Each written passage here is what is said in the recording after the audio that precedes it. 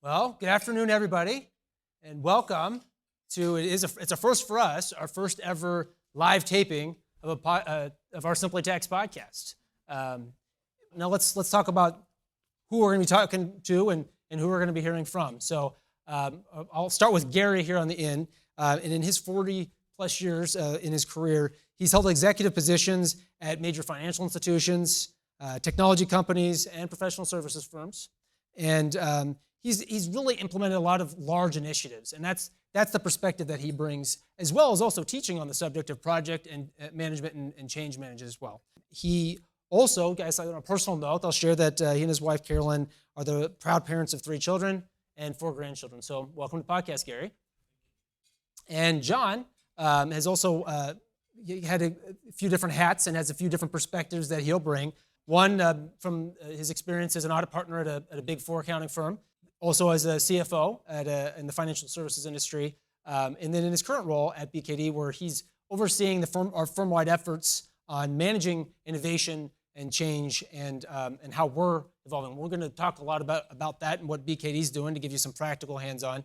But he's also very involved in giving back to the accounting profession, and he's very in tune with what's going on with the AICPA, as well as, and you were the past chair of the Missouri CPA Society, right? And then, like I mentioned, you're currently on the council of the AICPA. And again, on a personal note, I always like to have the personal note so you kind of know who you're talking to. So he and his wife, Heather, have 3 boys, Caleb, Jackson, and Isaac. So again, welcome, John.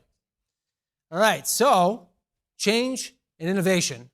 I mean, these are topics I feel like I know in the conversations I've been having with clients that I work with, the taxpayers that I work with, the businesses I work with, and their owners, as well as the listeners of our podcast. It kind of is this persistent thing, and I think there's a lot of headlines. It's in board meetings, but I often find myself asking, well, what is it really, and what do I need to do about it? And that's really what we're going to be talking about, the what and the how. And maybe we'll just start there. And Gary, as we were kind of getting ready for this, you had said something that kind of stuck with me, and I wrote it down so I can quote you back. It was, change is all around us, some within our control, and some that's not.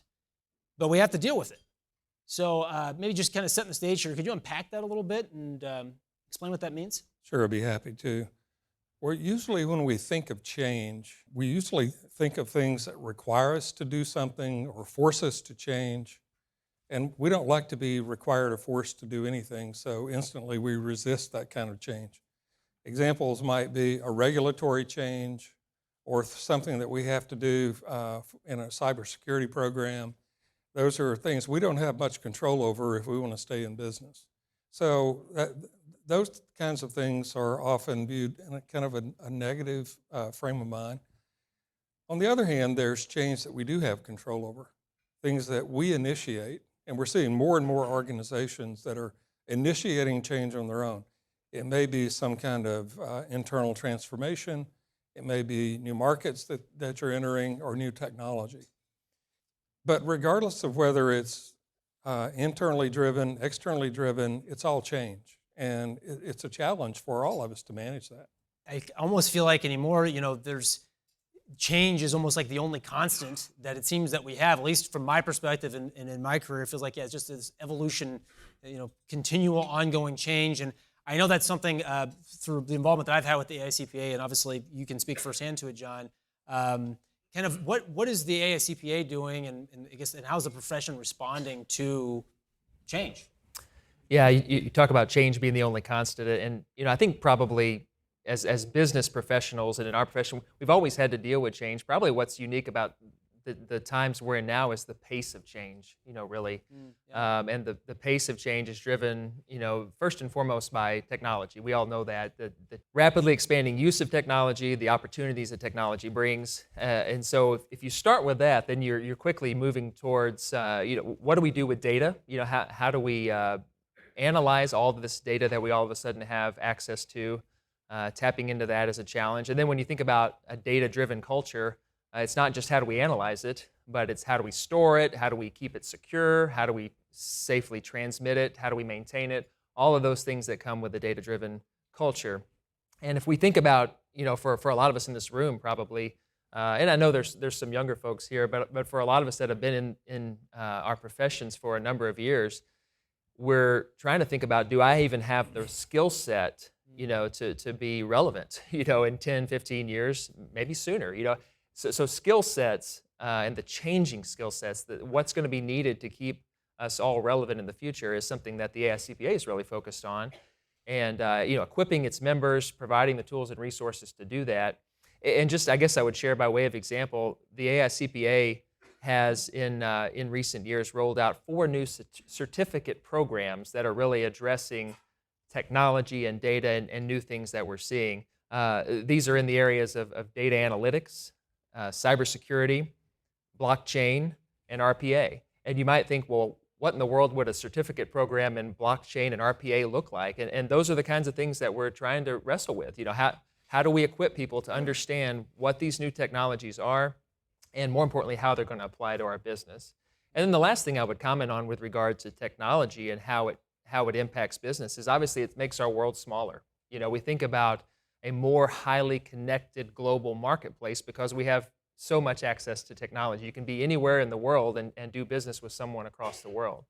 And so the AICPA, for many of you may be aware of this, but the AICPA has kind of taken steps along those lines as well by partnering with SEMA, which is a largely international-based Chartered Institute of Management Accountants. So by forming this joint venture, those 2 groups have now formed the largest body of accounting and finance professionals in the world for the purpose of coming together to create future-ready accounting and finance professionals. So that's kind of, as we think about what we're looking at both within BKD and from the profession standpoint, what we're seeing.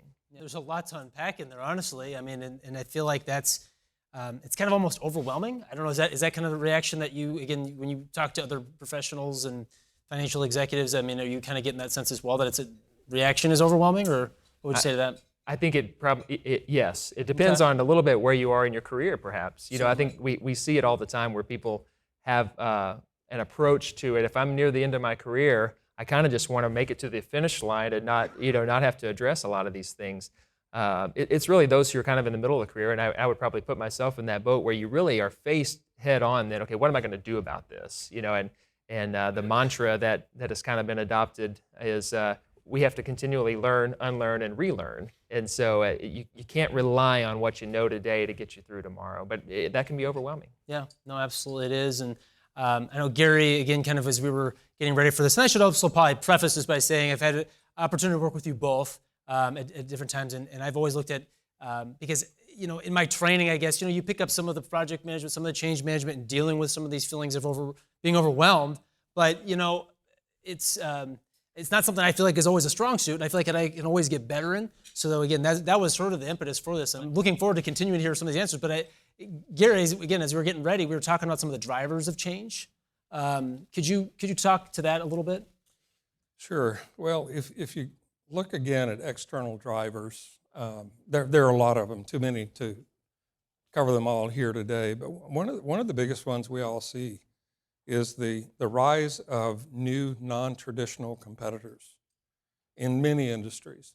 And if you just think Amazon and Google and Uber and streaming services, how they've changed the music industry and the entertainment industry. And they're taking advantage of a couple of things. One is the rise of the internet, and the second is changing consumer preferences. We're past the point of people being willing to do business in a digital way. Now that's the preference. That's the preferred way for more and more people to do business. And we have examples like this in many different industries.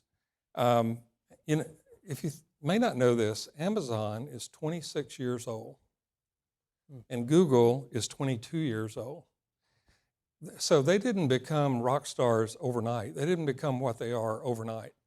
Jeff Bezos at Amazon said not long ago, big things start small.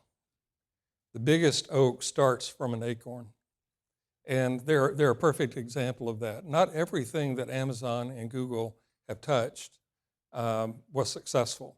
They've had as many failures as they've had successes. They were willing to take some risk. Some worked out, some didn't, but overall, you see the result of their willingness to take some risk. The internal drivers, I would say the two kind of Catchphrases in today's world are innovation and transformation. You see those words everywhere. They're thrown around casually all the time. And they're creating a lot of change in organizations. Organizations of all type are trying to improve. They're trying to get a competitive edge. They're trying to break into new markets. They're trying to take advantage of technology. They're trying to improve the way they recruit and retain talent. So everyone is trying to innovate, but only a few have truly figured out how to do it successfully. And we'll talk about some of the ideas of how to do it successfully a little later on. If you think about it, to some extent, change breeds more change. Technology is constantly changing. New competitors are constantly coming into the market. Customers expect more and more and more. We have to constantly change to keep up. No longer can we sit back and say, let's just keep doing what we've always done. We really do have to change who we are, what we are, just to remain relevant. And I guess kind of what, maybe my big takeaway there is, it's kind of a big deal, right? I mean, in the change, they can't just, I don't know, in the accounting world, I feel like there's always the, same as last year, Sally, that's always the audit and tax joke at least, right? So we can't just do Sally, is I guess what I'm hearing you say, right? So that's challenging. So this is where I feel like the rubber meets the road, because everybody always talks about change, hears so much about it, but like, what do you actually do about it, right? I mean, we kind of, we can see that now there's Amazon Go stores. The Amazon Go, now you don't have to pay, check out with anybody to walk out of the store. I mean, it's constant change, right? So again, how do we move from now that we know what we're talking about to how we're going to deal with it? So I guess Gary, could you talk about ways to actually do the how part? Well, I have a couple of thoughts. One, I think every organization that intends to be around and to be a player in 10, 20, or 30 years needs to be asking two basic questions. The first one is, how do we need to change? What do we need to do to be relevant and successful in a future that looks really different than today? And coming to grips with that can be harder than it sounds. Some of you may have read this book, The Innovator's Dilemma.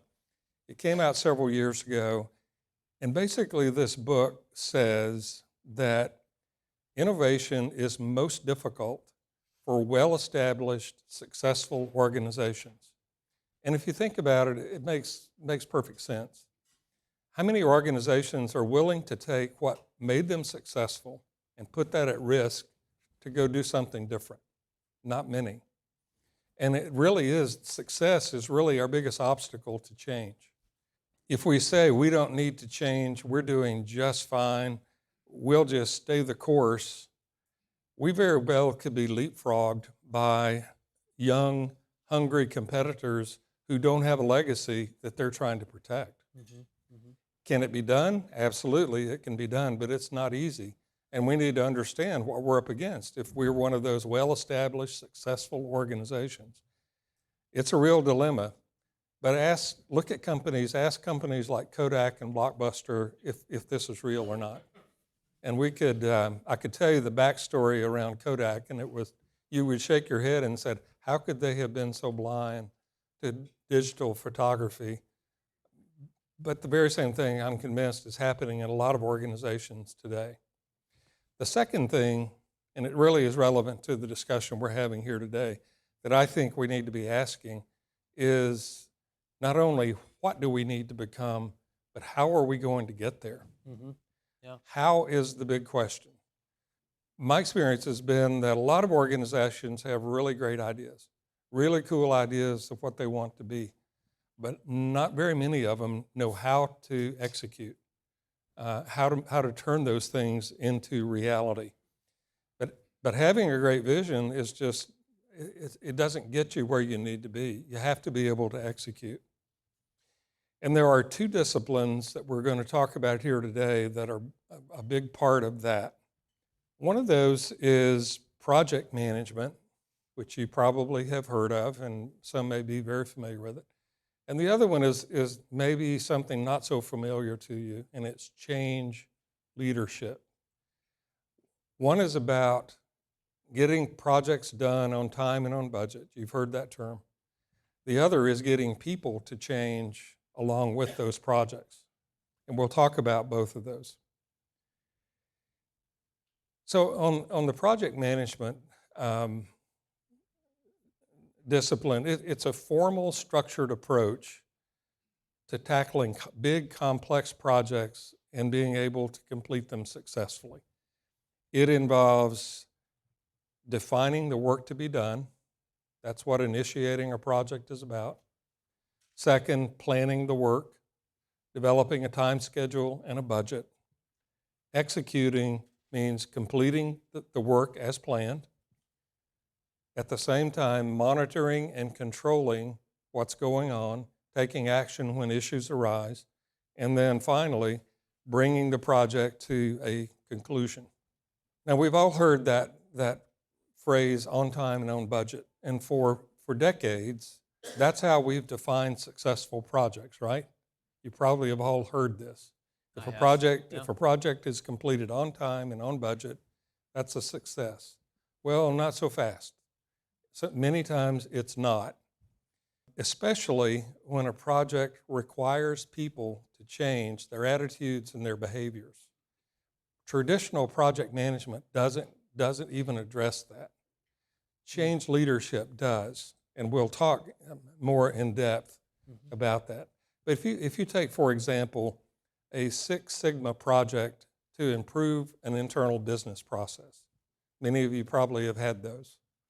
Well, you can implement the technology and you can re-engineer the process, but if people don't think and act differently and adopt that new process and that new mindset, that effort most likely won't be successful. I saw a statistic earlier this week that said that about 70%, at least 70% of those types of projects fail. And the number one reason they fail is because of people-related issues. It's not that the technology doesn't work. It's not that that Six Sigma doesn't work. It's that people are the problem. And that's what change leadership is all about. It's about winning the hearts and minds of people. It's been said that organizations don't change, people change. And there's a lot of truth to that. If you can get people to really buy into change and want change and be motivated to change, your odds of success are going to go up dramatically. There is a process to follow in change leadership, and you see it here on this slide. And what change leadership attempts to do is, first of all, build awareness in people. People need to know what's happening and why. And that's the first step in any major change initiative, is to be very transparent with people and tell them what and why. Second, help them develop a desire to change. And there are many ways to do this. There's probably dozens of ideas that will create a desire to change. But the big one is answering the question, what's in it for me? At the end of the day, that's what most people want to know. What's in it for me to change? You have to provide an answer to that question. Yeah, I've heard people talk about, whiff them a lot. And when talking about change management, it took me a little bit to know what that meant. But yeah, the what's in for me. I'll be curious. I want to hear you kind of get through the whole model here, but then kind of how you define that for people, because I feel like that's probably, again, where the rubber meets the road, right? Because it's different for everybody. Yeah. But yeah. I think I would just add, as we think about, it's hard for people to understand that there's a need for change because, going back to Gary's comment on success, I mean, we feel like that we can keep doing what we're doing. And I think we're in an age where it's almost disrupt or be disrupted. I mean, I think we're at a point that's different than any time in the past. And Gary gave some good examples of Kodak and Blockbuster. And I think if we would have been in boardrooms over the years and in meeting rooms, you would have heard numerous people say, that won't happen to our industry or that won't happen to our business. and yet we've seen it time and again. And you know, we're on the cusp now of other industries being disrupted, and we don't know yet what that's going to look like. I mean, you can take the hotel industry, for example, and who would have ever thought, you know, an Airbnb would have millions of rooms overnight that could be offered, and how that would disrupt the hotel industry as it's doing now. So I think no industry is safe. I mean, you have to approach it that way, and frankly, that's in my mind, part of the what's in it for me as well. It's understanding that we're going to be disrupted. So how can we be in front of that? Yeah. Continuing through this process, there is an acronym for this. It's called ADKAR, and it stands for awareness, desire, knowledge, ability, and reinforcement. So once you get past the awareness stage and building the desire in people, then they have to be equipped. They have to have knowledge. They need to be trained. They need to develop new skills. Many times in change initiatives, that's where we want to start. We'll say the first thing we want to do is train everyone.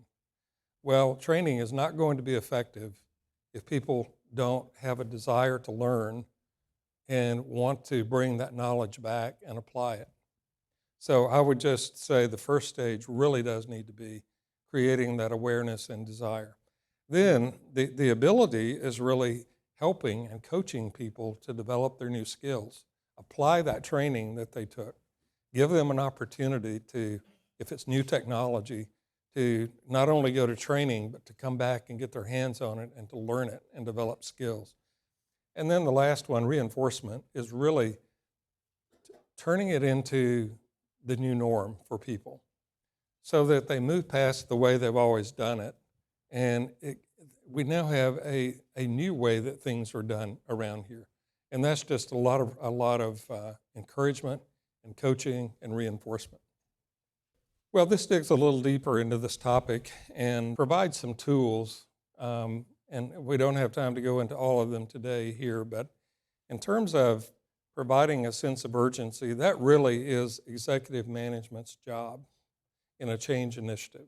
Executive management, many of you in the room, and others on the executive team are the ones that really need to impress upon people the need to change and also to create that sense of urgency.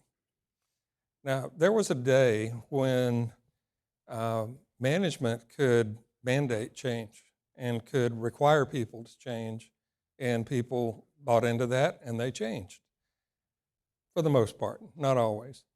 But I think with the generational shifts that are happening in the workforce, those days are kind of in the past. More and more, the younger generations, they want to know why. And they want to feel that there's some sense of purpose if they're going to go through a change, that there's going to be purpose there for them personally. So I think there's some new skills that we have to employ to create in them the sense of urgency and paint the vision for the future that will be compelling to them. Maybe, Gary, a question for you on that line, because I know you frequently teach on this subject, and in fact, you have you're teaching tomorrow, right? You're heading back home tonight so you can teach. But what your students and the perspective that they have, again, kind of like you said, generational difference, perhaps. I don't know what's the response that you get from perhaps that younger group. Well, it's interesting. I took an online poll 2 weeks ago, and this is an undergraduate class in college, and I just asked them, what motivates you? What inspires you to put forth your best effort? And this was an anonymous poll. I would have thought that money would have been right there at the top of the list. It was not. It was purpose. Give me a purpose that I can buy into and get excited about. That's what will motivate me.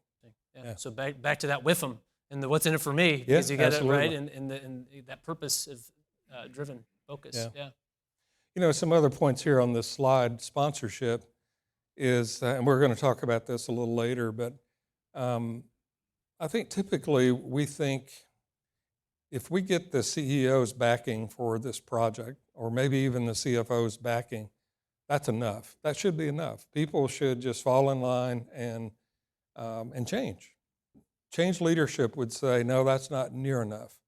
You need to have people at middle management and supervisory levels who are disciples for this change. And they support it, both in what they say, but also in their actions, so that you form really a coalition of sponsors, not just one or two important sponsors, but you build a broad base of support and sponsorship. Okay. And then the big one, obviously, is communication.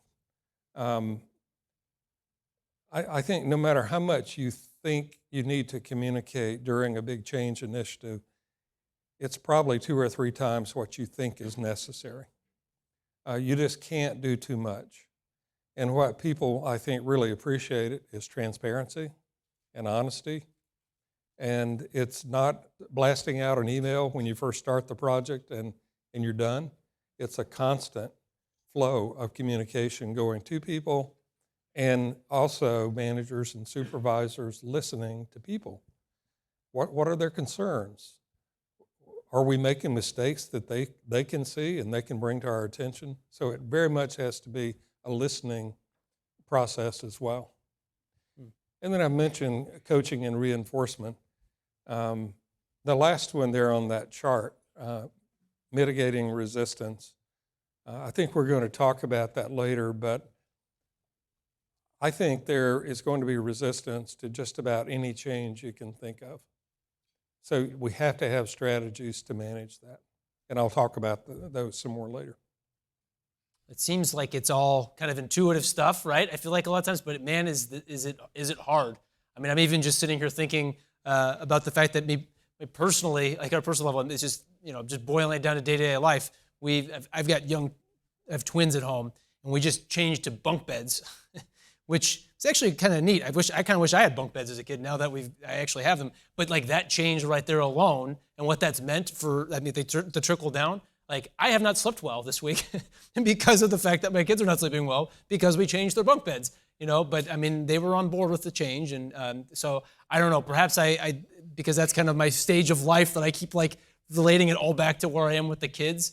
But maybe it's not all that different. I mean, maybe I need to implement some of these change management strategies. Yeah, John, what was the what's in it for me that you gave them on the bunk beds? Well, they thought they would be cool, so I guess maybe I don't know if I established it enough, but I mean, what's in it for me is I feel like, well, now they have they can put all their stuff in their room, all their toys in their room, because we have all this extra room for all the activities they want to do. But yeah, I guess maybe that's not what's in it for them. That's what's in it for me.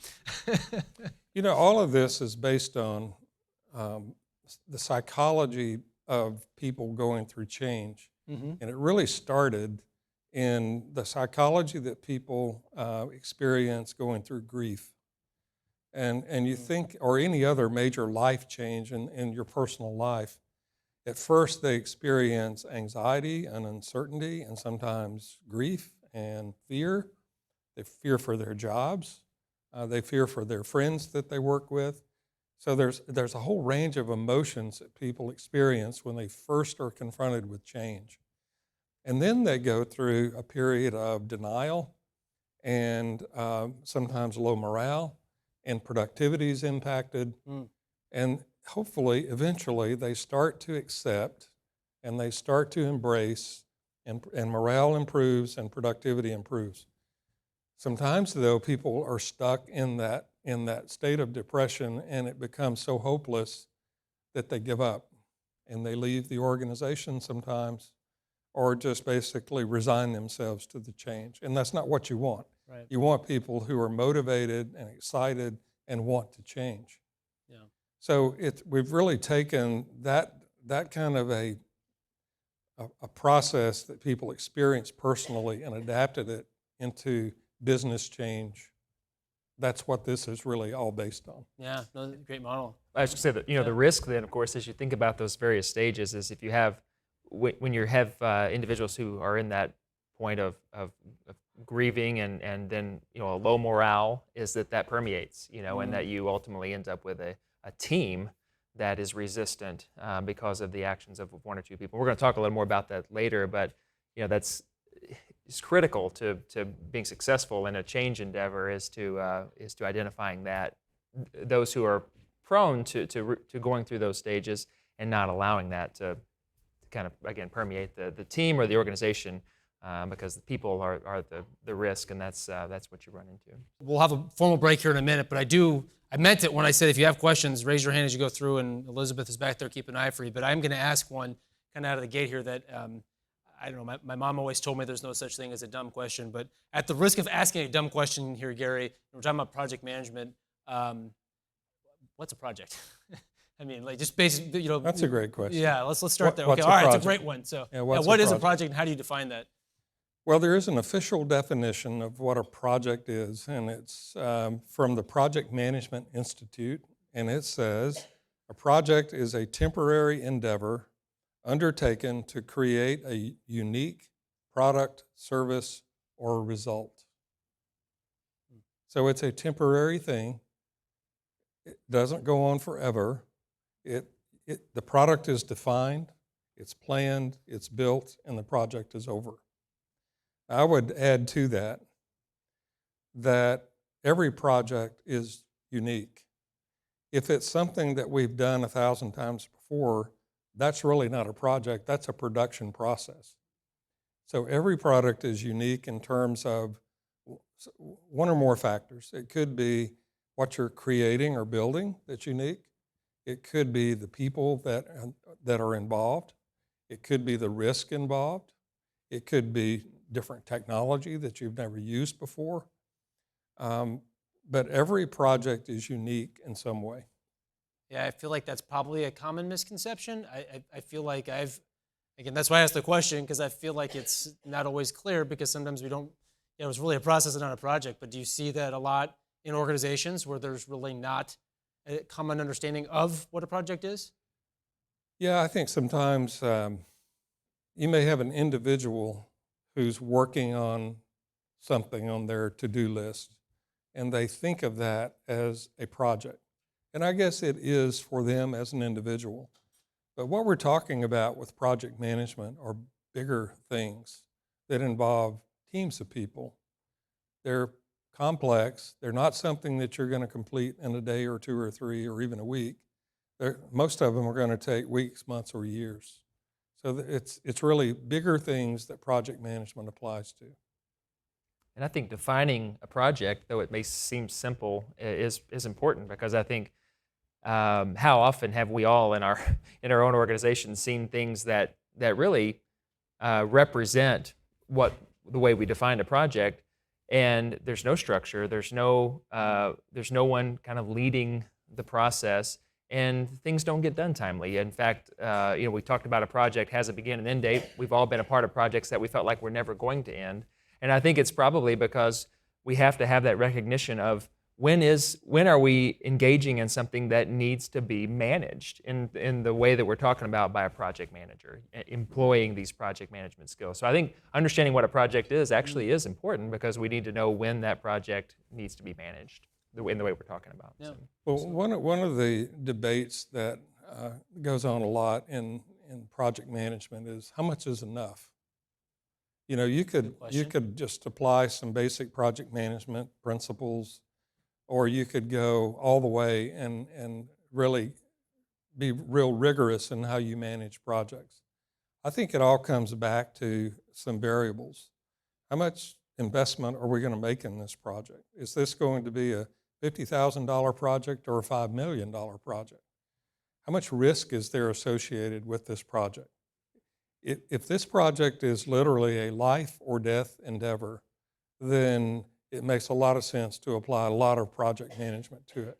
Now, fortunately, there aren't a lot of life and death projects, but if you're going to bet the company on a new project, you'll want some discipline around it, some project management. And then just the complexity of the work that's being done is another one of those variables.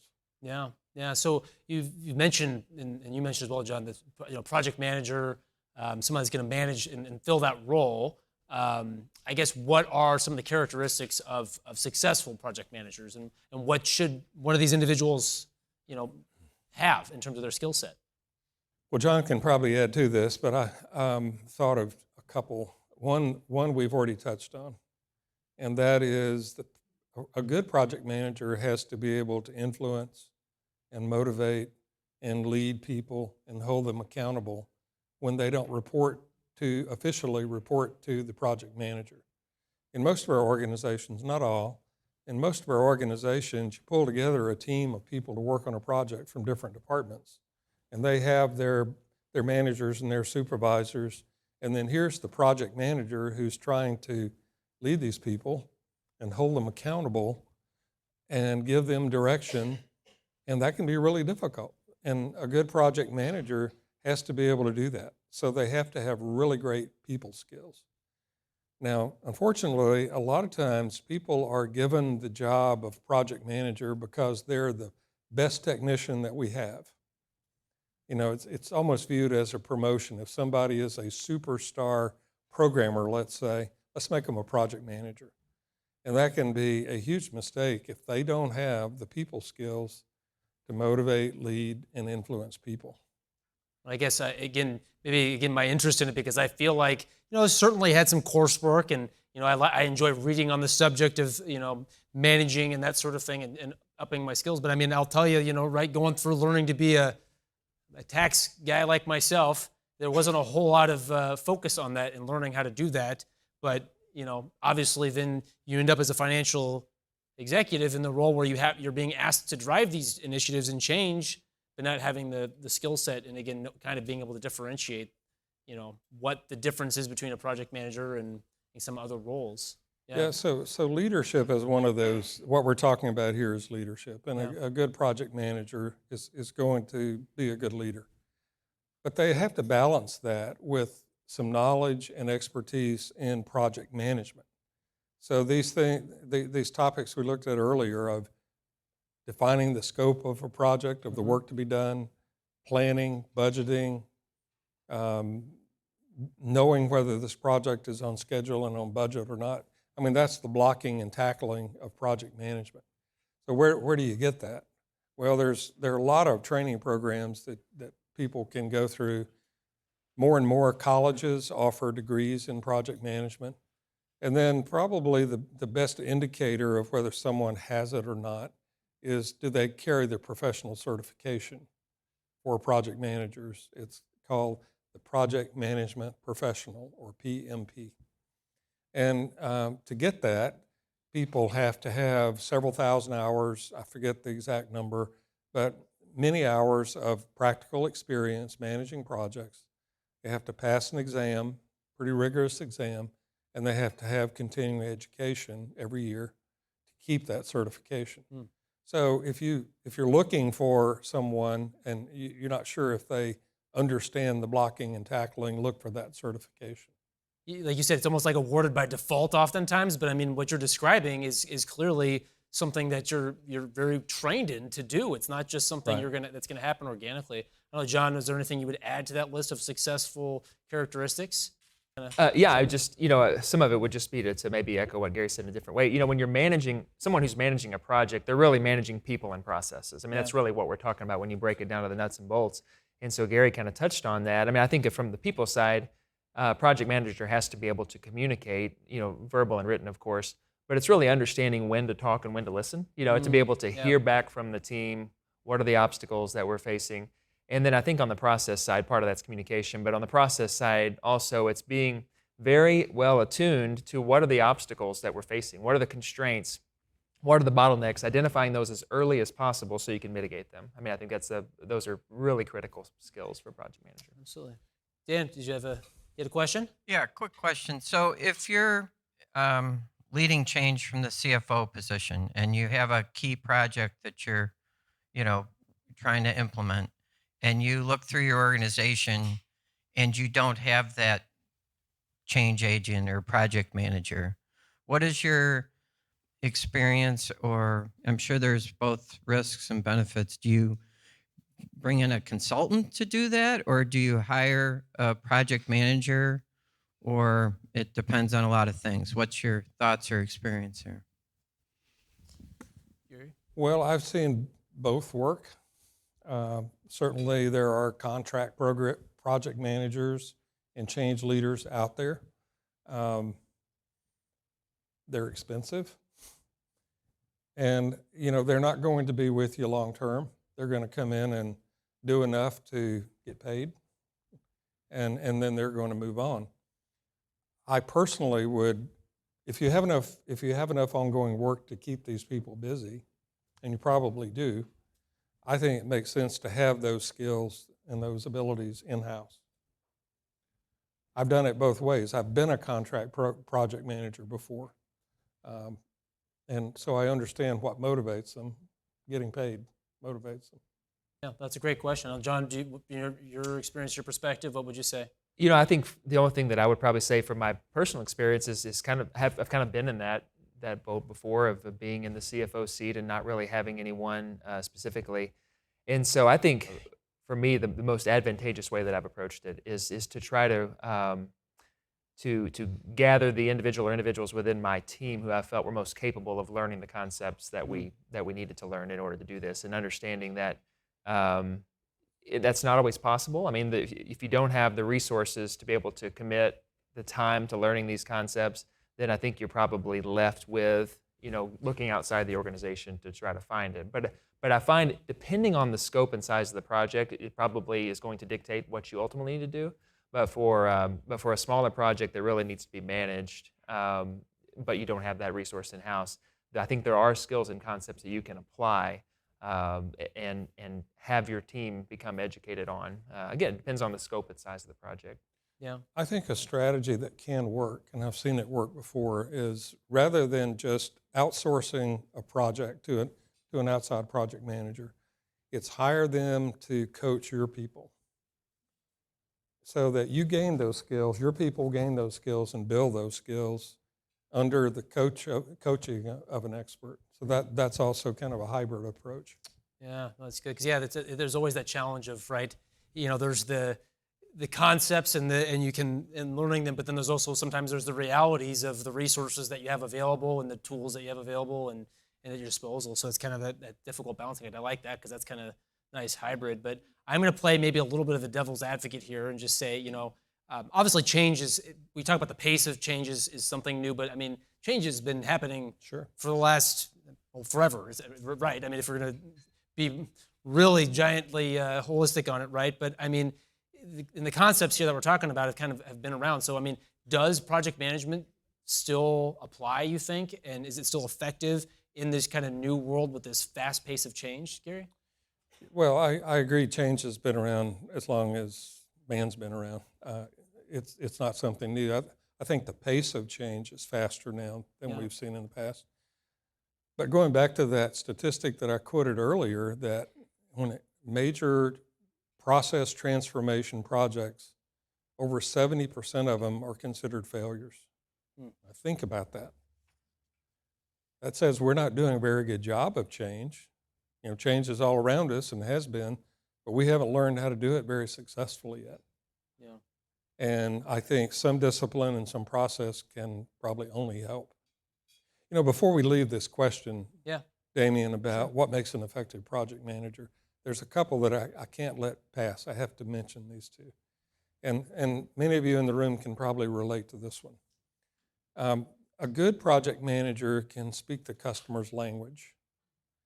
So let's say that your organization has an IT project going on, and you have a project manager who can speak the bits and the bytes, but you can't understand what they're saying, and they can't understand you because they don't speak your language. A good project manager is going to find out how to speak your language. They may have to spend a lot of time with you and ask a lot of questions. And I don't mean just use the same terminology. I'm meaning they understand what's important to you in your position as a CFO. What are you trying to get out of this project? So that's an important one. And then the other one I don't want to let pass is a good project manager stays at a high level, a big picture level, especially on a big major project. They don't get too deep into the weeds. I've seen many projects fail because the project manager was working at too low a level, worried about the day-to-day things, and lost sight of the big picture. And many times what they lost sight of were the people issues because they were busy dealing with the small stuff, let's say. I think kind of as a segue from that comment back to your question, is project management still relevant? I think that's been answered, and I think it is. But if we think about disruption, I think even the project manager's role is and will be disrupted in the future. I mean, I think back to what Gary said about a project manager needing to be high level. I think that'll probably be even more so if you want to endure as a career in project management. I think we'll see ways in which artificial intelligence can accomplish some of these more mundane, lower level tasks of project management at some point in the future. That will continue to occur. So the project manager is not immune. I mean, they'll have to continue to figure out, what's the sweet spot. Where can humans always add value in project management? And I think there'll be a place for that, but there'll be aspects of that I think that'll be disrupted as well. Disrupting the disruption, perhaps, or the process for Managing disruption. Do you have any thoughts on that? Well, did you have another piece to add there, Gary? Well, when we were preparing for this, one of the topics that came up was the triple constraints. Yeah. This is really kind of the most basic concept in project management. And it drives CEOs and executives crazy when a project manager uses this. So I want to give you a heads up. It's pretty simple. The triple constraints define any project. It's the scope of work to be done. In other words, what has to be done. It's the schedule, how much time do we have, and the cost or budget. And the theory of it is that if you change one of them, at least one of the others has to change also. So for example, midstream in a project, if somebody says, let's add something to the scope of this project, well, a good project manager is going to say, okay, that's fine. I need more time to do that, or I need more resources, which means more cost. Okay? Kind of common sense. But what happens most of the time is somebody says, I want to add some work to this project, but you still have to meet the deadline and you still have to stay within budget. And the way you do that is you work smarter and work harder, right? You ever heard that? Never happens. Yeah. And that really implies that people aren't working very hard and they aren't working smart, right? And when a project manager pulls this out and uses this to argue their point for more time or more resources, it can really drive an executive crazy because they still want to meet the deadline and they still want to stay within the budget. So if you have a project manager who uses this, understand where they're coming from. It's really what a good project manager will do or should do. They shouldn't just roll over and say, sure, we'll work nights and we'll work weekends to get this done. We've talked a lot about some of the how, the project management piece. Does anybody have any questions, maybe specific to your organization, your role? Again, kind of looking at your lens of I can see that this kind of resonated with a few people, right? That clearly, but yeah, any questions at this time that anybody want to add? We have one in the back here, looks like. For years, companies spent thousands of dollars on developing a mission statement and a vision, and they went through the company saying, rah, rah, rah, we got to do this. I think one of the things that we're missing today that can motivate people and motivate a project manager is the passion. Are they involved in the project? If they're not involved, if it's just all technology and it's all dollars and cents, how do you get excited about a project? How do you pass that passion to your fellow team and sit there and say, this is really something good. We're doing this not just, well, we got 6 weeks to do it and we got $100,000 to do it. Thanks. How do you instill that passion again to the people to get behind the project? It's a great question. Gary, want to? Did you read my script? No, it's actually one of those critical success factors, I think. I don't have any research to support this, but just my experience has been that if you don't have a pretty high level of passion for a project, it's probably going to fail. The odds of being successful are slim. And I've seen projects that start with a lot of passion. People are excited. And over time, the passion kind of dwindles because they get busy doing other things. And, it's no longer the shiny new object There's another one now that's come along. So this is the topic of sponsorship as much as anything, that you really do have to have people, not just one or two people at the top of the organization, but a pretty broad base of people that want it, and they advocate for it. They show passion for it. And quite frankly, if you look around and can't find people that have that, you have to ask, why are we doing this? You know, our odds of being successful aren't very good. I think that question of why is the one that doesn't get asked enough, and certainly doesn't get communicated enough. I mean, so often, you know, you can see it coming from the top of an organization downward to say, well, this is what we're doing, this is the direction that we're going, you're going to implement it, or your team's going to implement it, and not enough time is spent explaining why. And perhaps on the front end, back to maybe one of Gary's points, maybe not enough time was spent in considering why. Is this really the right thing for the organization? But I think if we can explain that why to a team, that's really the only way you can instill passion in someone, is to help them understand, why is this good for the organization? Why is this good for you? It's back to the WIFM a little bit, but it's just that it's that question of why that has to be asked and answered. Absolutely. Another question? Yeah, Gary and John, I think you may have just answered my question, which was earlier, Gary, you had said that 70% of projects fail to achieve their objective, I suppose. And I was going to ask why. Would you say that passion is the why, or are there other reasons? It's people-related issues, which passion goes along with that. But it's not because the technology is bad or the project got over budget. It's usually, you can trace it back. The root cause is people-related issues.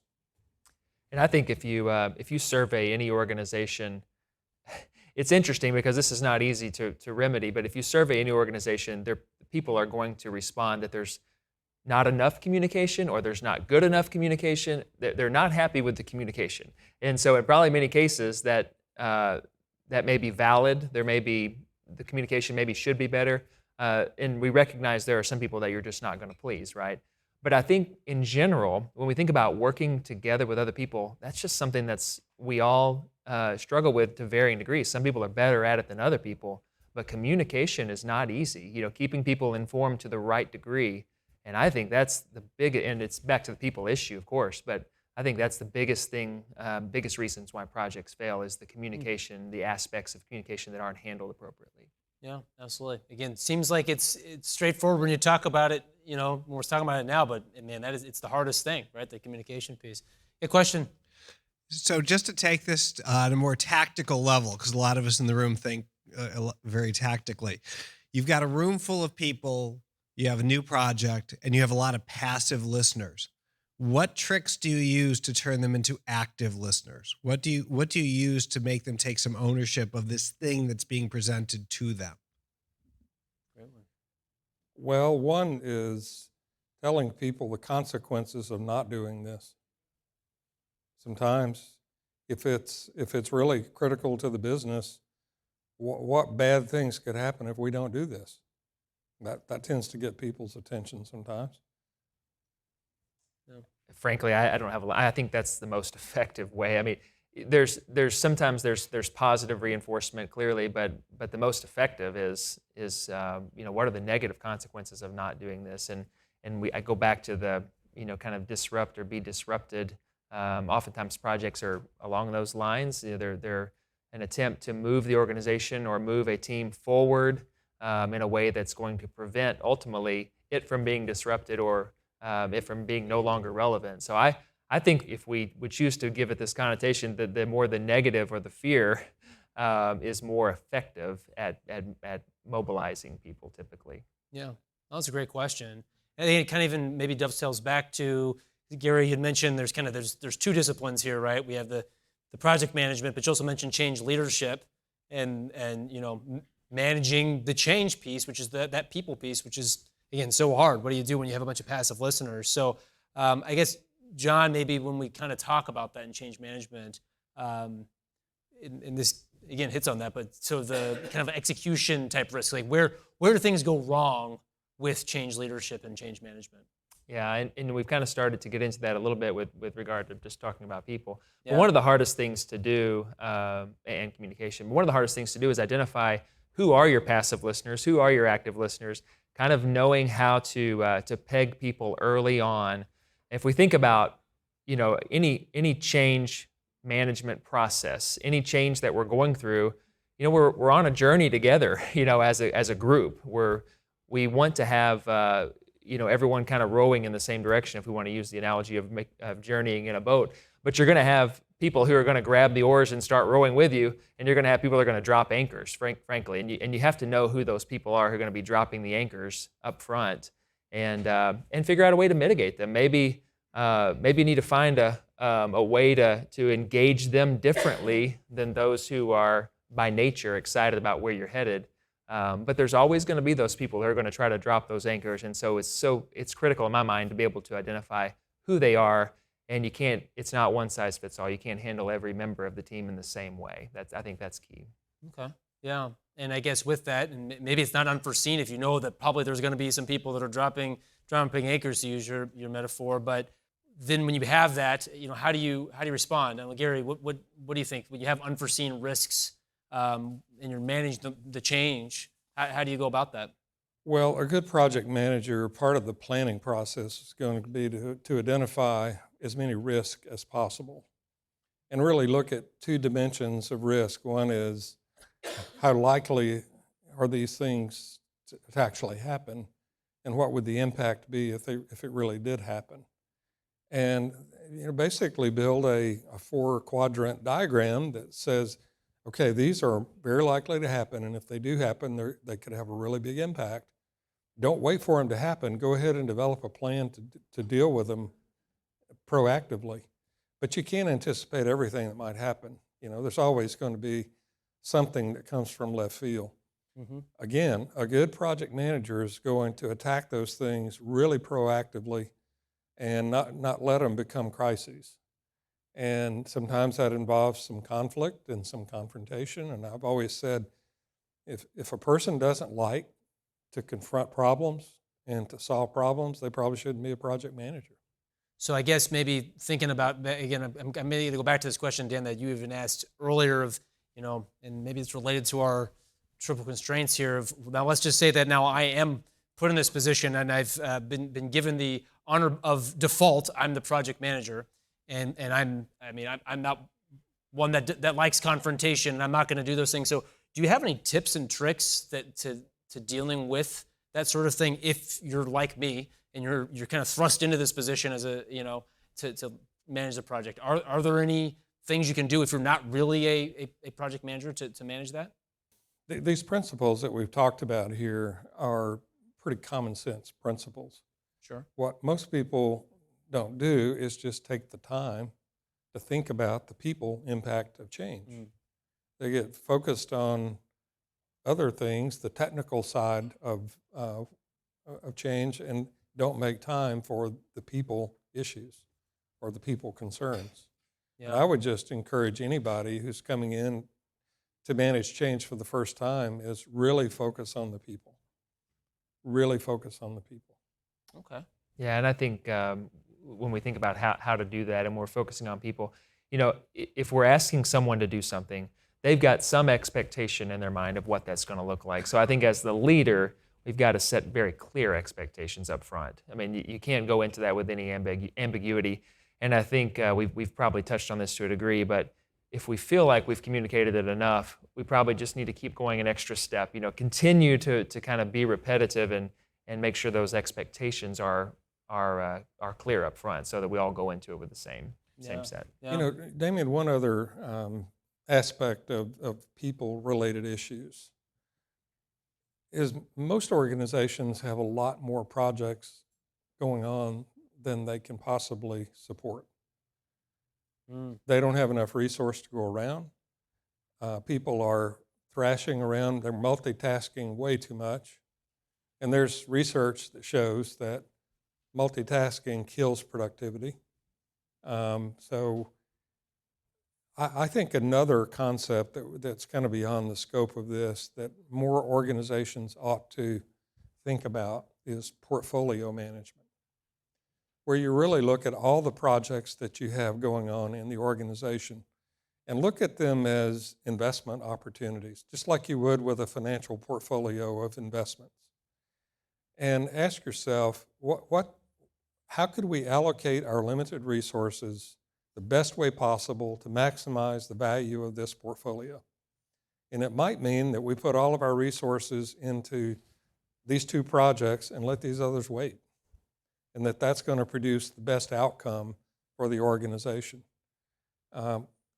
That's not a skill set that many project managers have, but I think it makes a lot of sense when you really have more on your plate than you can possibly get done. And that's also a morale killer, I think. You talked about people, bring them in a room and saying, here's another new project for you. And people are saying, I'm already working, 10 hours a day, 6 days a week, and now I have to do something else. I'm not going to be very passionate about that. Yeah. So I think that's another dimension of the people issues. I think that concept of portfolio management, what we're really talking about, obviously, knowing that we can't get everything done at the same time, is leadership has to prioritize. Okay, what is the most important thing for us to do first, second, and third? And those tough decisions have to be made. And if you don't make them, then you end up with, again, too many things for someone to possibly complete at one time. So those priorities have to be established and communicated. One of the other things that's really complicating matters is the trend toward people working from home. I'm glad you brought that up, because how does that interface here, and how does that interplay when you're managing, and again, you're managing the people dynamic, but you're doing it from afar where you don't even have the face-to-face communication. How do you inspire someone and motivate someone who you never see because they work on the other side of the world or the other side of the country or even the other side of town? There's some recent research that says, and we kind of know this intuitively, that people who work remotely don't collaborate as much as those who work together. Now, again, we kind of know that, but there are a lot of people who would want us to believe that, yes, they do. They use email, they use video conferencing. That's not collaboration. Collaboration is where people can truly interact in a two-way conversation and really share. And when people don't physically work together, it complicates matters. Can it work? Well, a lot of organizations are making it work, but it really slows the process down. And I always tell people who are especially younger, getting into project management, don't become too dependent on email and instant messaging and any other form of electronic collaboration or communication. They have their place. They're good tools if used correctly, but they're not a substitute for collaboration. I'm glad that came up, because that's that's again applying it in this digital global environment, and then you kind of layer in this portfolio management concept. I like that. But again, make sure if you have questions, you get them in. I did poll a few of our listeners and others kind of going in, and there was actually a question that I had from a CFO that was asking, how you overcome obstacles when you're someone perhaps new to the organization, new to the company, and you have employees that have been there for a number of years and maybe resistant. So we were kind of talking about, maybe the passive people listening in the room from the question earlier. What do you do in that situation, particularly, again, being new to the organization, and basically your charge is coming in as that new CFO is to implement change, to manage some projects. What do you think? Well, I think a progressive approach makes sense with people. Start with giving them a fair shot. Educate them, explain why you're changing and what's changing, and give them an opportunity to get on board. If they don't, then make them part of the change team. Make them a part of the team. And if they invest some of their personal capital, they're more likely to be supported. Maybe offer them some kind of incentive for getting engaged, whether it's financial or not. It's in a way it's coercing them to be willing to change. And then the last resort is if someone is truly blocking progress and they are a threat to the project, you either have to marginalize them, get them out of the way, or in the worst case, terminate them. You can't let loud objectors derail a project. There's a rule of thumb. It's called the 30-50-20 rule. Okay. It says that around 30% of the people usually will immediately accept the change and get on board with it. Around 50% have to be convinced, but they will eventually come around. And the remaining 20% will never embrace the change. So where does the change leader spend their time and energy? On that 50%. Those are the people that you can convince them, that you have to work at it. So then what do you do with the 20%? Well, like I said, you either marginalize them, transfer them, or in the worst case, you may have to terminate. Yeah. Question? Projects we see in public companies today, especially big public companies, is cost reduction projects. And now you're trying to get a team together that is looking at a cost reduction that may eventually mean they're out of a job. The other side we see a lot is acquisitions. And you see these acquisitions and post-merger integrations going on, and you can't communicate by law what's going to go on and when it's going to go on. And you talk about having difficulty in bringing a team together to do a project. Those are the two of the most difficult ones I've found. Do you have any ideas how to make them any easier? Yeah, you're exactly right. Those are the tough ones where it's hard to find anything in it for them. The cost reduction, which may translate staff reduction. How do you convince people there's something good at the end of the rainbow? It's hard. I don't have any magic answers to that. I will say this, to the extent that you can be transparent with people and tell them exactly what's going on, even though it may be bad news, I think they appreciate that. Well, I'll throw out a question that's a little off, and that I'll answer myself, because it's one I commonly get, which is, okay, the podcast that we're here for is simply tax, right? And so why are we talking about change and innovation in a podcast about taxes? Because that's really what we do. Is we have, we'll dig in on tax-related topics and explain what it means, boil it down, practical takeaways.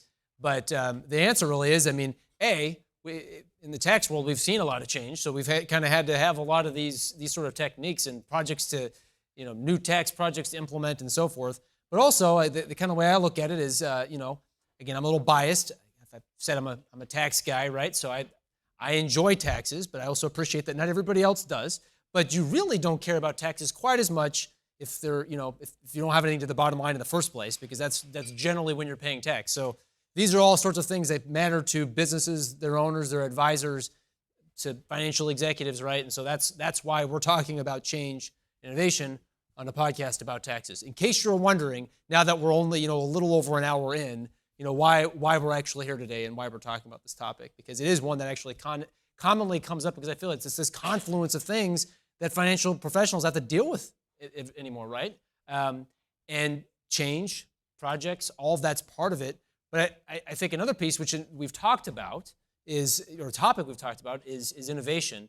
And I don't know, again, kind of getting ready for this, we had some call initially to get kind of talk through what we were going to cover. Again, we'd polled a lot of people, get some of the input. But it hadn't really dawned on me that innovation, like Gary said earlier, is really just a slice of overall change. It's a type of change. But I feel like I always just thought it's its own entity, because it's talked about so much. It's almost like the top buzzword right now. I feel like everybody's talking about innovation. Are we innovating? What are we doing? So maybe to go back to, let's just get some definitions here. We're tactical people, we said earlier, right? We like definitions. So John, maybe could you dig in a little bit more on what the definition and how you would define innovation? Yeah, I can try to give you kind of my definition of innovation, because I think if you asked Siri, for example, what her definition of innovation was, you would see a lot of different things coming up. How organizations are imagine. attempting to Yeah. define innovation. So, and frankly, not that we have the right definition for every organization, but something we came across, and this was actually an article in Forbes. We've attempted to define innovation a number of ways, but one of the definitions that we liked was simple, and it was something different that creates value. And so, if you kind of break down that phrase, you can you can find meaning in each one of those words. And I like the word different, because oftentimes people think innovation means something entirely new, revolutionary, and I don't think it has to mean that. An example, if we look at like the iPhone, for example, that's often a cited example of innovation. Right. And the iPhone itself really wasn't something that was completely new. It just took three things and combined them into one. It took the iPod Touch, a touchscreen iPod. It took an internet-connected device and a mobile phone, and combined them into one device. So it really was just taking those three. That was why it was unique, is because it took those three and combined them into one. So maybe a different way to look at the definition.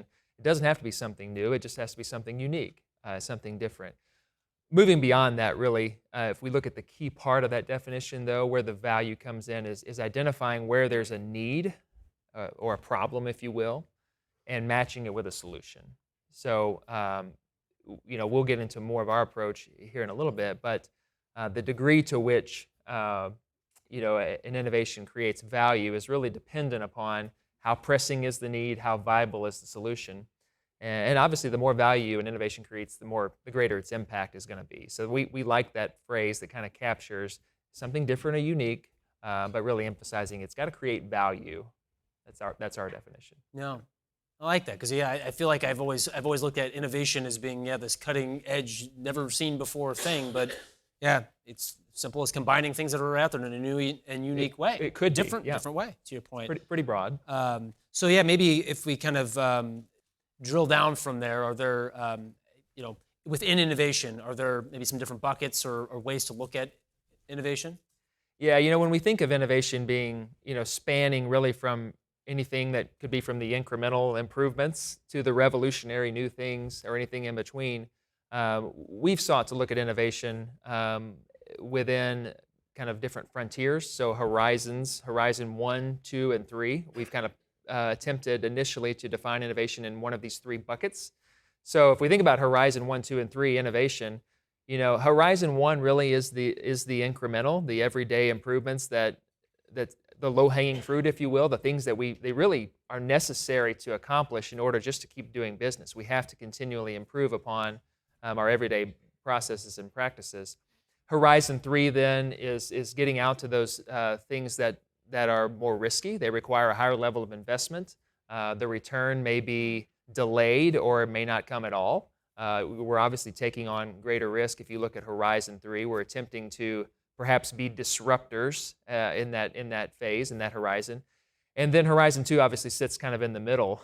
And that's kind of where I think many organizations have found a sweet spot. And then certainly I think I can speak for our team, that's kind of where we've attempted to spend the most of our time, is in that Horizon 2. Where can we, as you see on the screen here, where can we effectively, find problems that need solutions and identify new solutions to meet those problems, or where can we, take existing solutions that we have and identify them to new problems that we find in the marketplace. So it could be either combination.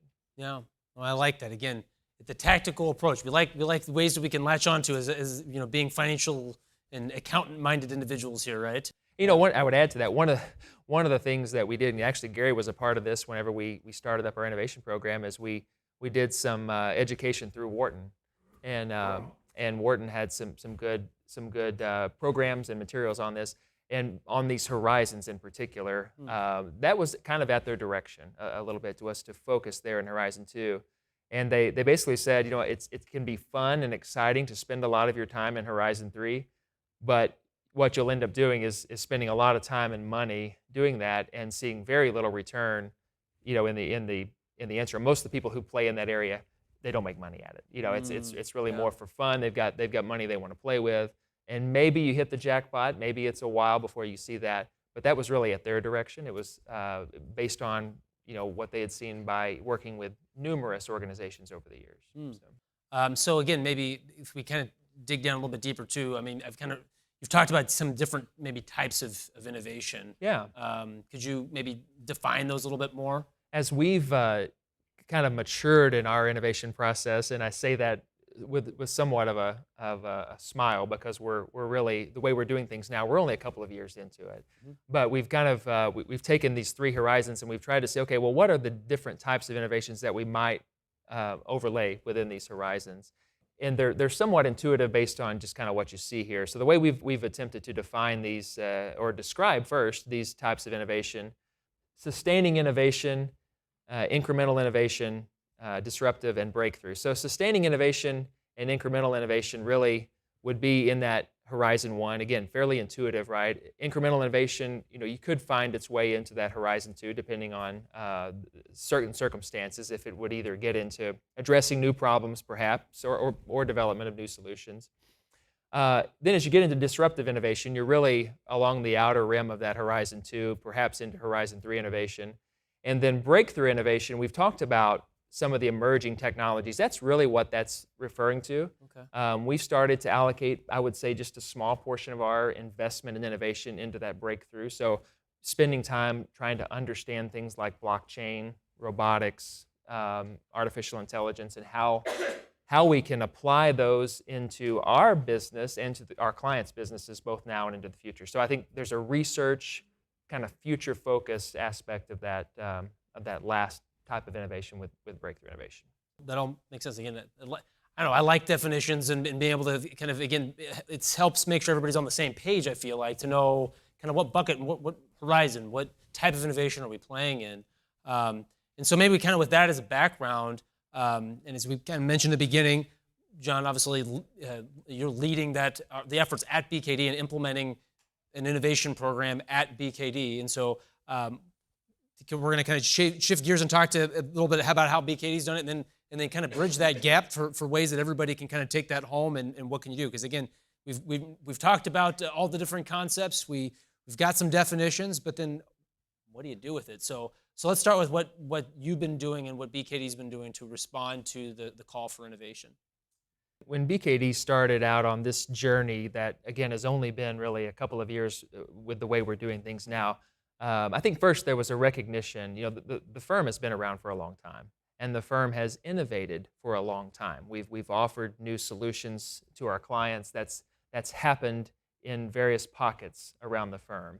But really the directive from our leadership, the decision that was made, again going back probably now 3 or 4 years ago, was that we need to innovate faster, we need to get to market more quickly, and we need to remove the barriers to innovation that may exist in our culture. And that's really, when we think about a professional services firm, the biggest challenge there is balancing the day-to-day client needs that need to be addressed with how are we preparing for the future. So when we think about going from where we've done historically, which again, BKD's been an innovative organization, but how can we take that and really put firm-wide resources behind that? So bridging that gap and what we're doing now is really creating a focused team within our national office and in creating a mechanism to put funding behind. And what the funding really represents is taking away the barrier, the obstacle that might exist. So let's just take a practice office, for example. If someone within one of our practice offices would want to participate in a firm-wide effort for innovation, well, it's ultimately going to be at the expense of their own office, right? I mean, that's going to take away from the activities, back to that challenge.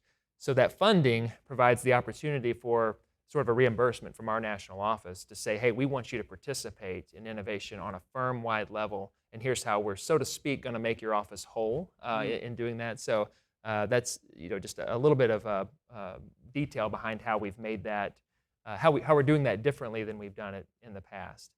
And I think just one more thing I would add on that, the focus has always been from the beginning on how can we offer new and better solutions to our clients. So when we encourage people to understand the why, that's really around the why. We want to be able to offer new and better solutions to our clients.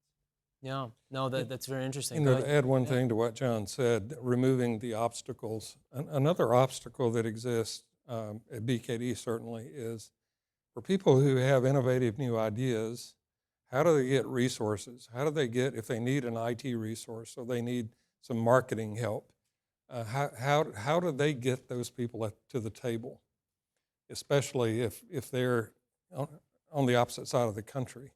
So BKD did create a mechanism for doing that, so that these innovative ideas and initiatives don't compete with operational things. So there's a whole different way of funding them and staffing them, and making decisions on these new innovative ideas that's separate from operational things. So there's not a competition there for resources. There's a pool of resources that are carved out to do nothing but innovation. So I guess we had talked a lot about, obviously, moving from the what, so we know what it is that we're trying to accomplish as a firm. So how, again, is maybe walking through, you shared some of that, culture, the, removing barriers, but yeah, what else specifically, kind of getting into the weeds onto how?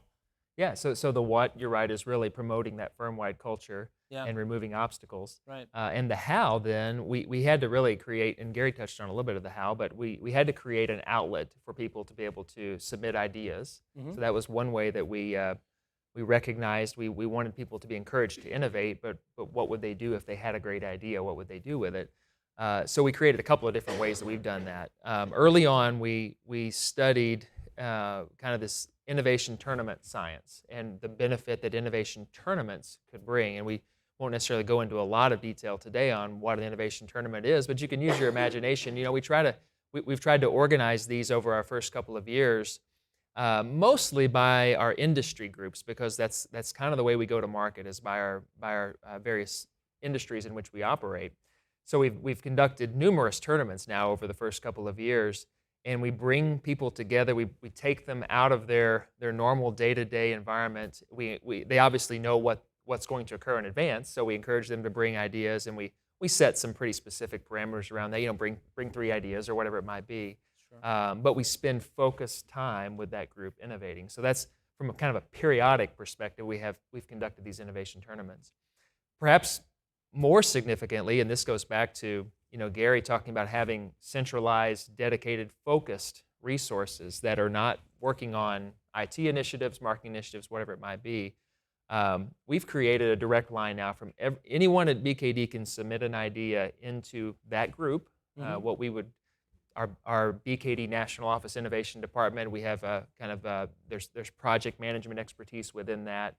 Market research, product management, business kind of analysis, all of that present within to take those ideas that are submitted and kind of run with them, to work back with the innovators to help them carry that load, so that if they're trying to develop something that they want to take to market, we have people to help them do that. So again, any day of the week now we have that direct submission option too, which is what I would call the perpetual option. Anyone can do that anytime. One of the things, John mentioned some help that we got from the Wharton Business School. And one of the concepts that they taught us is that to be an innovator, you have to look at a lot of ideas. The odds of looking at a couple of ideas and having a huge winner out of 2 ideas, the odds would be astronomical. But if you looked at 1,000 ideas, chances are in that 1,000 ideas, there's some huge winners. So they said, you're going to have a way that to generate a lot of ideas. And they taught us that variability in those ideas is key. So we try to include people from all different areas of our firm and with different backgrounds and experiences to submit their ideas. And by looking at a lot of ideas with a lot of variability, they said that's the key to finding the real innovative ideas. Well, I know there's another concept, and actually we have a slide on this as well, but kind of the failing fast.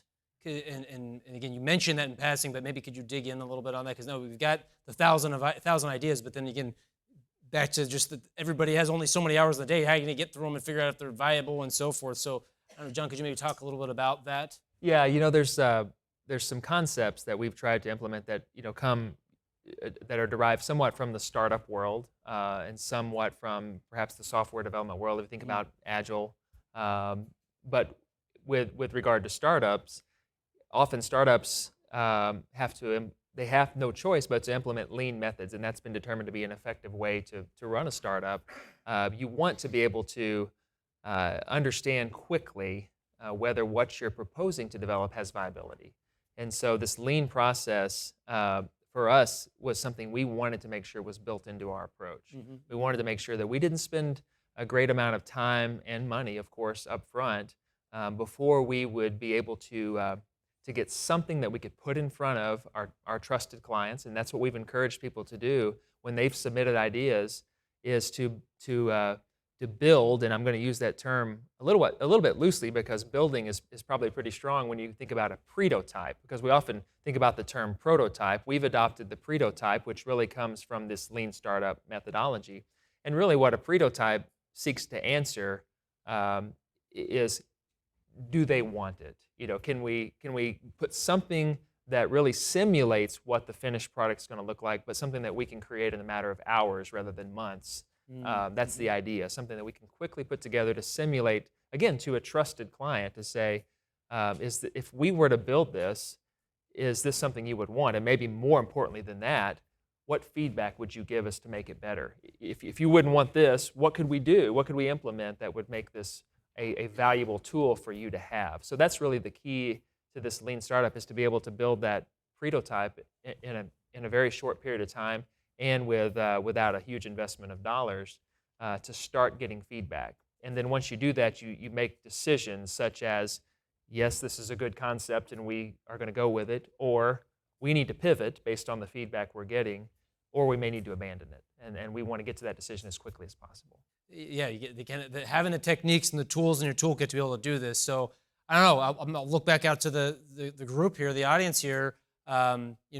What questions do you have? Because again, this is getting into the practical, right? The theoretical is important, and I enjoy, but I feel like I can continue to up my game with the theoretical. But again, it comes down to what are you going to do in practice. So, any questions from maybe for John or Gary on how it's actually worked? And Elizabeth, you have a question here in the front. Hi. Could you share a client story of what this really what does the theory look like? So from an innovation standpoint, you said there were 4, you've concentrated more in those first top 3, maybe an incremental innovation project you did for a client. Can you just give us a brief case study or what that looked like? Yeah, a lot of what I would consider to be more incremental innovation. We have numerous ideas which I think are good ideas, but they're not moving the needle that far, so we would consider them incremental innovation. Most of them would be around creating some type of reporting mechanism, oftentimes around benchmarking. And I think depending on the business and the industry, there can be great value in understanding benchmarking data. And we've had a couple of success stories around that, where we've created user interfaces and starting with a prototype to kind of simulate what it would look like, and put this in front of them and to say, hey, if you saw something like this with your organization's data and these specific pieces of data compared to your competitors, would that be of interest to you? And maybe in some businesses it wouldn't, in some it would, but we've got a couple of really good success stories where we've been able to create that. We have software called iRise is the name of the software, where we create these prototypes, and again, it can be done in a short period of time. And we've had a couple of good success stories within various industries where we've taken that. One is in the community health center space. Some of you may be familiar with this product that we rolled out by the name of BKD Pulse. And so we were able to take that to some trusted clients early on and say, if we were able to pull this data together, would this be something you were interested in? And we got valuable feedback in that process, and we're able to tweak it, and ultimately it impacted it and influenced what we rolled out. John, I think it's probably fair to say that half or better of these ideas are data related. It's using data in creative new ways, applying analytics. So that's a huge driver, is there's an appetite and a thirst for people to be able to use data more effectively, and that's what a lot of these ideas are. Yeah, some of the shifting landscape with innovation is, historically, if we think about a CPA firm, we think about selling our time. We think about, our people are the resource, and that's not going away. I mean, that's not going to change overnight. But with innovation, often what we're doing is creating products that we can offer into the marketplace, not just our people's time. There are certain things that we've seen come through our innovation portfolio that have been success stories that have truly been services as well, new services that we could offer. And there's a couple of examples of those. But the trend is more towards, again, data-driven, whether it's a reporting, something that we can maintain and provide. But I think we're heading in the direction of more things that can be left behind and be interfaces that the client actually utilizes. Question in the back. Would you call scorecarding an incremental innovation then? And would you offer that to your clients so that they could see where they were as compared to the benchmarks of the best in classes? I think we're probably doing that in some cases. So being able to actually see how you stack up, not just see the data.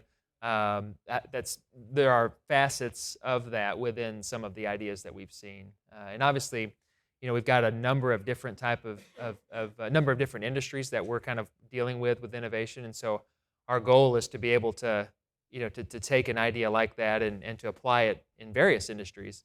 But I would say that would probably be, in most cases, an incremental type innovation. That certainly would not be, disruptive or, beyond that. So maybe we can, and this is kind of turn a corner here again, kind of bridge a gap, because we talked about professional services firm, and again, I don't know, maybe I was instilled in me because my mom's a bit of a devil's advocate, so I'm a bit of a devil's advocate, I guess, too, and say, okay, well, that's great. I'm not a professional services firm, John, and I'm the CFO of a manufacturer. How do I actually take all this stuff we've been talking about and bring it back? So. Yeah, let's kind of bridge that gap, and maybe Gary, we'll start with you with the mindset that a CFO should have going into change and innovation. Well, I think when you're talking about change and innovation, the tone at the top means a lot. And if we're expecting the troops to change and to innovate, they better see it being modeled from their leaders. So I would just say to all of you, if you're in a leadership position, then model the kind of behavior you want from your people. And part of that does come back to having a true vision for where you want the organization to go. And again, my experience has been that many organizations can't really articulate that. They may have some thoughts of where they want to be in 5, 10, 15 years. But it's hard for them to articulate it in simple terms to the workforce, let's say. So if you don't have that, I would encourage you to seriously think about starting there. And I guess, I don't know, John, would you add anything to that? Again, that mindset, and again, can come from the lens of where you've obviously been in that role and perhaps been asked to manage change and innovation. Yeah, what more would you add, or would you just say that he's got it covered? Well, I think kind of coming from, I made a kind of direct jump from the CFO seat to where I am now working with innovation at BKD, which has been exciting and doing a lot of new things. But I often refer back to my days as a CFO and think about the ways in which we encourage our people to innovate is similar to what I would encourage a CFO to do. I mean, the CFO, the most effective CFO when it comes to leading an organization into the future has to be one part entrepreneur and one part train spotter, I'll call it. So I kind of unpack that a little bit. I think from an entrepreneurial standpoint, the CFO is uniquely positioned to kind of see the entire field of play, right? And we've got access to the data, the financials, but there's a balance that needs to be maintained from, okay, when do I go on the offensive? When do I try to drive growth? When do I look for opportunities? And we'll call that opportunistic innovation. That's part of the CFO needs to do that in order to be effective. But the other part of that is where is disruption going to hit my organization? And again, access to the numbers, spotting the trends in the numbers, and being able to clearly and concisely communicate those to the key stakeholders is critical in that role too. And I think that's the defensive aspect. I use the term train spotter, so I'll kind of build on that. So spotting the trains as they come down the track, and what's going to disrupt our business, and the CFO needs to be able to identify those. Yeah, the offensive end of it. I like that. It's because it makes it very, a little bit more relatable, right? Then you can understand the reason why you're doing it. So I guess let's get down to the practical, the tactical, the actionable items. I don't know, John, maybe we'll start with you.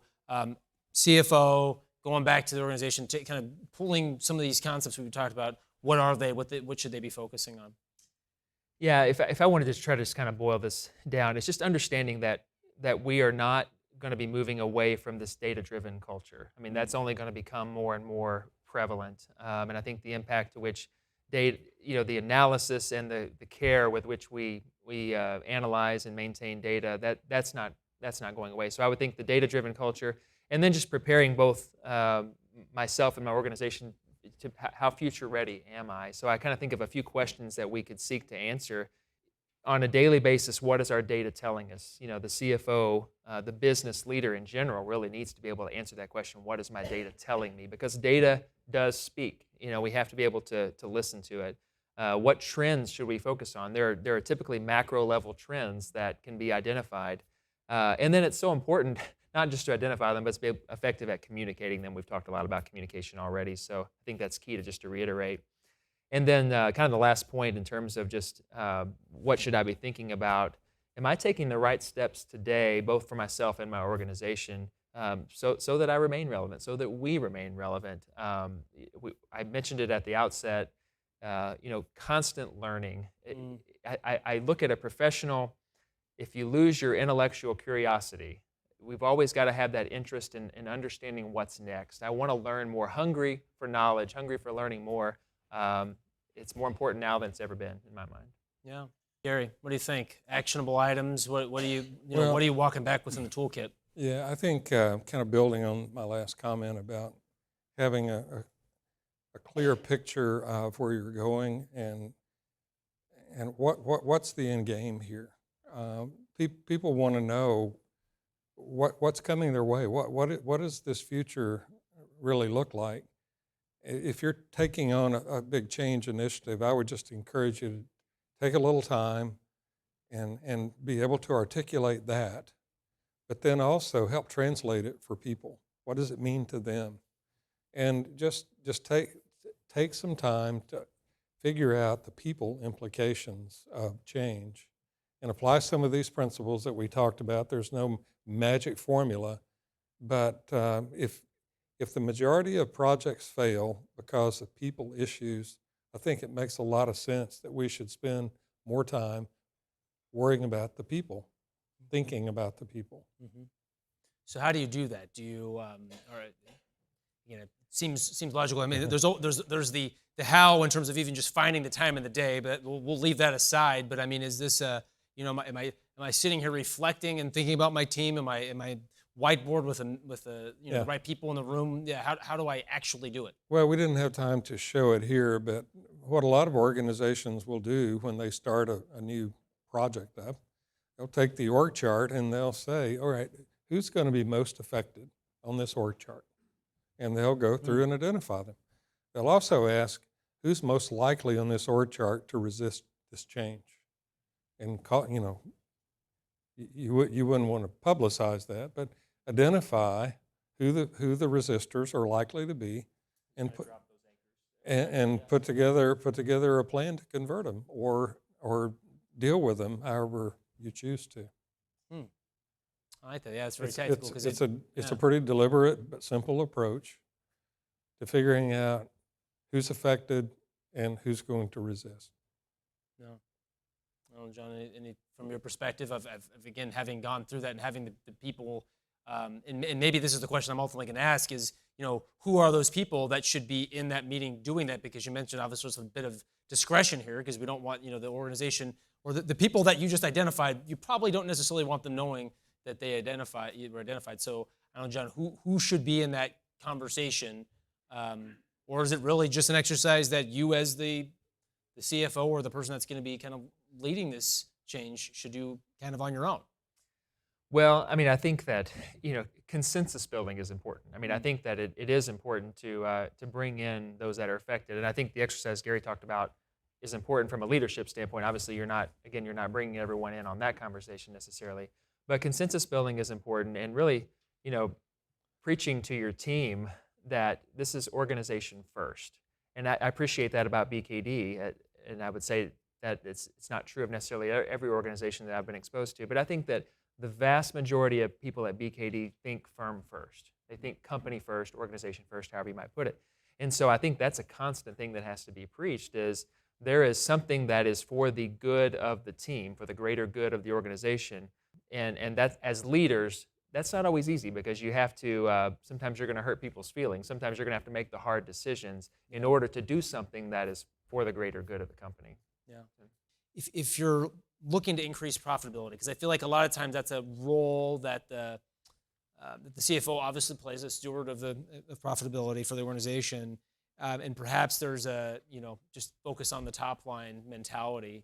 What do you do to again manage this, manage the innovation in a way that also manages the profitability of the organization? Maybe John, take that one. Yeah, it's often easy for people within an organization to be focused on growth. How do we grow that top line?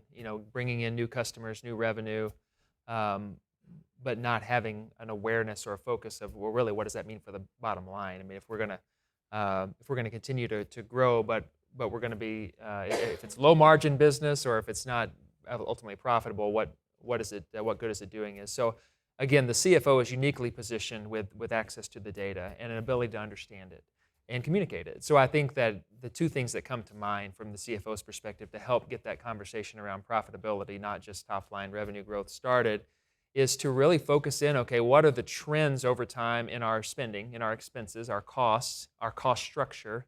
What trends are we seeing? To keep that conversation going and really be able to display that data. And then the other part of that I think is valuable, and I've seen CEOs and business leaders really react to. I talked about benchmarking a little bit earlier. React to, okay, how do I compare to my competitors? And so if you break it down to to KPIs, if you look at various operating ratios, certainly expense categories and return, all these things, net income. If you're able to really compare these key components of profitability, how are we stacking up against our competition? Then you can get people's attention. So I think there's great value in benchmarking. And as a CFO, that was always a priority that I made for myself, just because I saw the reaction it got from my CEO, from my board, of just wow, I didn't realize that we were out of line in this area or that area. We really need to have a focus on that. Yeah. So. Yeah. Oh, that's great. Question. I know you mentioned a couple really key concepts about failing fast, trying to manage the amount of risk to the organization in terms of profitability, managing the spend. A lot of projects that are innovative may not be profitable for the short term or even a near medium term length of time. You think about Amazon, we talked about them earlier. They weren't profitable for 15 years or something like that. And you look at Uber, still not profitable. What are your thoughts on how much of a runway do you give a project or an initiative before you say this really is not where we should be spending our resources, or just thoughts on, is it 3 months, 6 months, a year, 18 months, and probably there is not an answer that fits all, but would love to hear what you think about that. Yeah, boy, that's a great question. And I think the examples you mentioned, let's just take Uber for example. When I think about Uber and the disruption, to the taxi cab industry, for example, that really is a disruptive innovation, a breakthrough innovation. So I think that when you play in that realm, you can expect it to be 10 plus years, maybe longer, maybe never, when you actually see a return. And so for our organization, and probably for many organizations, we've chosen not to spend a great deal of our resources there. So our definition, to answer your question, has been we want to see a certain revenue threshold and profitability within 5 years. So that's kind of been the runway that we've tried to establish, and we've set parameters around what types of ideas are we going to accept into our innovation portfolio and what things are we going to work on. And if it's not meeting those parameters and making money for the firm within that 5 years, then it's probably not something we want to take on.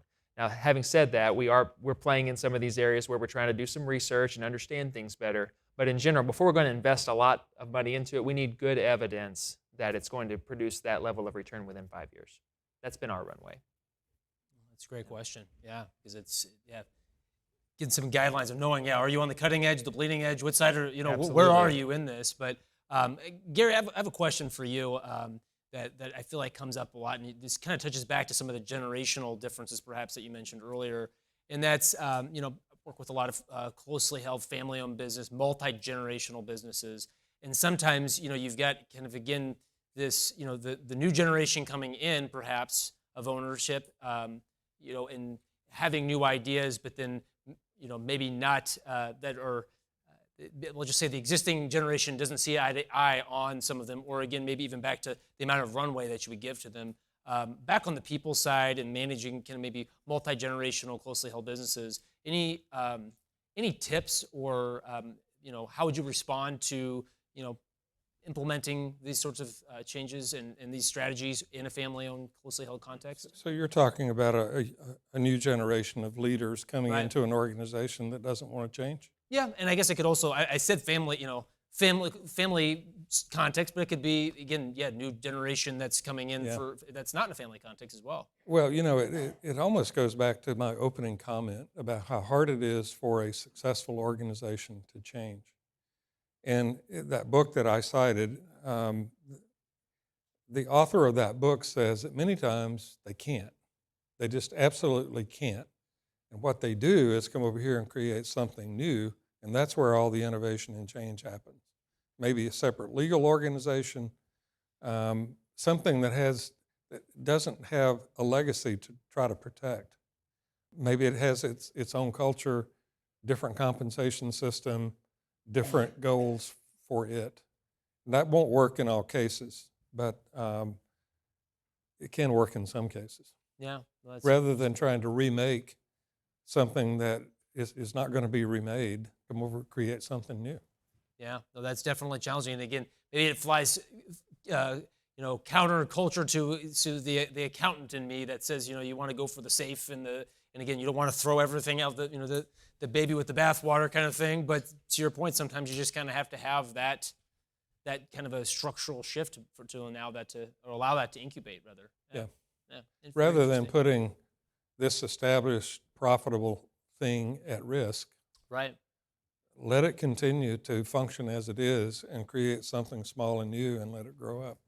Well, And I think too, I just would say, recognizing that disruption is all around us. I think if we can think honestly about how might someone disrupt our business? If we wanted to put ourselves out of business, how would we go about it? Thinking about it kind of from the other side of it, because you can probably be pretty sure that someone's out there thinking about how am I going to put this business out of business. So we can turn that around and force ourselves to think objectively about how might I disrupt my own business. Then you can create things to protect yourself against it more effectively. Absolutely. Yeah. So again, maybe kind of bring in this whole conversation, landing the plane is maybe the metaphor I'll say, bringing it full circle here. Some key takeaways, because we've covered a lot of ground, a lot of techniques, a lot of practical, trying to get some takeaways. I know for myself, takeaways, even just sitting here, that organizational chart piece, again, the how-to, kind of figuring out the people that maybe are resistors. I like that. And, again, some of these techniques around communication and being intentional, that's a word I find myself using, is intentional. And I feel like that's what I was hearing you say, being intentional about the people and the communication side. But I don't know, let's start with you, Gary, kind of bringing it home. What's the key takeaway or closing comment that you would leave people with? Well, I think for years, change has had a negative connotation. And I think in the world we're in today, organizations that can initiate change and can manage it and can produce business value from it have a real strategic advantage. And I think we need to shift the thinking from all change is bad, to change can be the key to our future. Yeah. John? Yeah, I would just say, when we think about change, just be of the mindset that nothing's off the table. Think about, what within my own business can I improve upon? Is there something that that's being done manually that I can automate? Is there something that needs to be outsourced? There's all different. There's so many partners now available in the marketplace that outsourcing has continued to grow. So I just think we have to take a fresh look at our business and understand that we're in a dynamic new environment. And I guess I would just summarize it back with kind of what I said at the outset. We, as individuals, as leaders, need to be determined ourselves and preach to our teams to learn, unlearn, and relearn. And we think about unlearn, we have to be aware of the fact that the things that we learned yesterday are not going to be the same things we're going to need tomorrow. And so today is really the only time we have to prepare ourselves for tomorrow. And so that constant attitude of learning is critical. So. Yeah, I feel like there's so much more we could kind of go on, but obviously we're between us and some networking here, so I want to do that. So I want to thank, I guess, first and foremost, the two of you, John and Gary, for providing your insights. I guess I also just want to say a few other thank yous. Thank you to Dan. Thank you, Susan, to FEI for the opportunity today. Also want to thank those on the team at BKD that made today possible. So Marie Anderson, Russ Romanelli, Elizabeth, thank you for passing the microphone around. And of course, we have Garrett Lehman in the back and Aaron Ferris, who actually produces our podcast as well. So I want to give some recognition to them as well for all of their great work. And that's it for today. So again, I'm Damien Martin, and thank you for listening.